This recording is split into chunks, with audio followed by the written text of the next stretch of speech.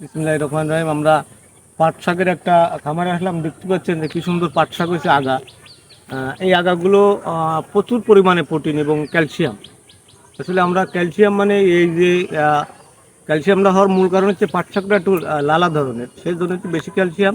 এবং এটা ডাল দিয়ে রান্না করলে সবচেয়ে বেশি সুস্বাদু হয়। মুসুরির ডাল, মুগ ডাল, বিভিন্ন রকমের ডাল দিয়ে রান্না করে খাওয়া যায়। এবং এই পাটের সাথে শাক বেছে অনেকে স্বাবলম্বী হচ্ছে। এবং উঁচা ভিটে জায়গা দেখতে পাচ্ছেন, এই উঁচা ভিটাতে আপনার এই পাট শাক রোপণ করে 3-4 কাটা দিয়ে আগাগুলো কেটে বিক্রি করে দেয়। এবং এক এক মুঠ আগা আমরা 20 টাকা করে দেখছি বাজারে বিক্রি হচ্ছে।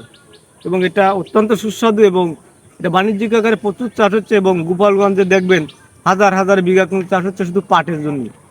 আর এটা এক কাটা দিয়ে আপনি মাথাটা এক কাটা দিয়ে কিন্তু আপনি পাটের জন্য রাখতে পারবেন। এক কাটা আপনি একবার বিক্রি করলেন, বাদ বাকিটুকু আপনি কিন্তু পাট রাখতে পারেন। আমাদের এলাকায় নদী নালা এবং খাল বিল একটু সমস্যা বিধায় অনেকে রাখতে একটু সুবিধা হয়। তবে এই পদ্ধতি চাষ করলে সবাই স্বাবলম্বী হবেন। ধন্যবাদ।